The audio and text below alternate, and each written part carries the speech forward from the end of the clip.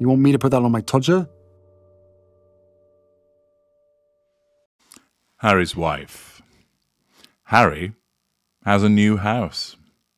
Hello, I'm H.G. Tudor.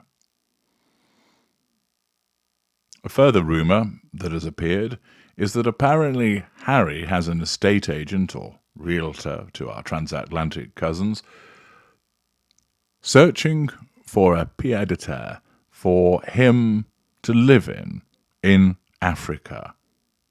But the property is just for him.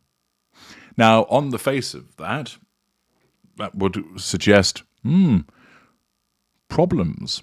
He's looking for somewhere to live on his own. I suppose one consideration should be that it should have decent gardens and be set back from the road, possibly with walls and gates. No, I'm not talking about the potential for violence, but if he decides to situate himself in South Africa, there'll be so many people still celebrating his marriage because, apparently, according to Harry's wife, that the people of South Africa came onto the streets and celebrated the marriage between Harry and his wife as if it was in the same way as when Nelson Mandela was released. So, Harry, piece of advice, my ginger-bollocked chum, you might want to ensure that you've got noise proofing because all of those people will be cheering and that you are able to keep them at some distance as a consequence of the fact that they'll still be obviously cheering that magnificent coupling between you and Harry's wife. But what of the suggestion that Harry is looking for a property in Africa and it's just for him?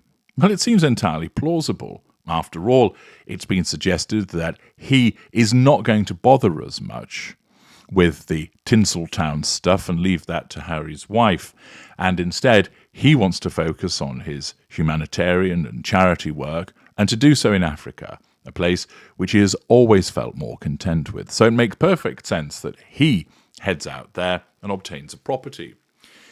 So if this suggestion is true, that he's shopping for a house just for him, it's not really a surprise, is it? It makes perfect sense. Of course, what it does mean is that Harry is out there away from Harry's wife. Now, some of you might be thinking, well, given that she's a narcissist, HG, is she really going to allow the leash to spool out that far across the sea and allow him to do his own thing? The short answer is yes. He's in devaluation. Doesn't mean that she's ready to get rid of him yet, as I've emphasized on many occasions previously. But she's not as interested in him. And, contrary to what you might understand, when you're away from the narcissist doesn't sit there thinking, I wonder what he's doing, I wonder what he's doing, I wonder what he's doing, I wonder what he's doing. The paranoia of the narcissist might cause Harry's wife to think that once, so he comes up on the radar and she hoovers him by making a call, and he says, not doing anything in particular, just rearranging my Lego blocks in the same colours and put them in the ice cream tubs so I can play with them later. And then she knows that he's under control, call ends, and then she forgets about him. She doesn't sit there thinking, was that true what he said? If he's demonstrated that he's under control, she moves on to the next thing. When you are off the radar of the narcissist, you don't exist. Many people mistakenly think that the narcissist sits there obsessing over you. That isn't the case. There are some instances where there is a malice obsession or a fuel obsession, which causes you to keep popping into the narcissist's mind, but that's actually quite unusual. For the most part, it's not like the narcissist goes, oh, I wonder what they're doing, I wonder what they're doing, I wonder what they're doing. The narcissist might say that to you, for example, in the love bombing stage, I can't get you out of my head. You're all I ever think of. I was just thinking about you all last night. It's bullshit. Reason being, that doesn't serve any purpose for the narcissist to be actually engaging in that behavior. What it means is that the narcissist tells you that's what the narcissist was doing, so you think, oh, this person's really into me. They think I'm really wonderful. They think I'm really amazing. And thus you become easier to ensnare. You respond in a way which shows that you're coming under control. You're flattered by this supposed level of attention. You provide fuel, and thus you fall prey to the manipulation of a revision of history and flattery. But the narcissist hasn't actually done that. Why? It doesn't give the narcissist anything. If the narcissist were to sit there all evening thinking about that individual, they might get a little bit of thought fuel from imagining being with them and their reactions, but that's it. It doesn't serve any purpose with regard to getting control. Indeed, if they were just sat there thinking about that victim, it would bring them up on the radar, and they would then need to do something to get control. So it would actually force the narcissist to get in contact.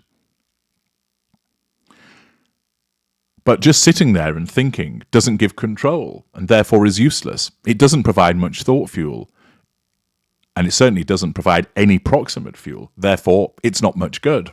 And it doesn't do anything with regard to the issue of residual benefits or character traits. And as you know, the narcissism is designed to go after those things. And therefore, it isn't going to make the narcissist engage in behaviors which don't obtain those things. When the narcissist tells you that they've been thinking about you loads, that you've always been on their mind, that they can't stop thinking about you, you're just being conned. Accordingly, for Harry's wife, when Harry's in Africa, as it's likely to be the case, he will pop up on her radar. She will hoover him with a phone call and text messages. But a lot of the time he'll be left to his own devices, because her narcissism will not be causing her to consider him. And therefore, if he's not on the radar, she doesn't need to contact him, because there's no question about control. It's not raised.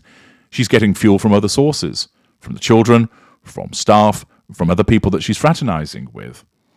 The character traits have dropped down anyway, so he doesn't matter in that regard, and ditto residual benefits. Indeed, what is of greater importance to her is the ability, with him being elsewhere, for her to track down a new victim, a potential replacement for Harry. And therefore, the suggestion that Harry is looking at a property in Africa just for him, of course, provides a degree of confirmation that he's going to be spending time out there without her, and that is entirely commensurate with the dynamic and where it's at. With him being in the sustained devaluation, she feels no compulsion to come with him to Africa. She would do if her narcissism deemed that it would be appropriate, that it would enable her to achieve the prime aims. But it doesn't. It doesn't see that there's anything to be gained. Indeed, it would see it as a waste of time and energy for her, which, of course, just demonstrates how her supposed love for Botswana was entirely fabricated as a consequence of portraying that love in order to ensnare him in the first place by mirroring and flattering him. Thus, Harry getting a new house makes sense if he's going to go and live in Africa, makes sense in terms of not having her there because of where they are in the dynamic, and also underpins the likelihood of separation. I'm H.G. Tudor. Thank you for listening.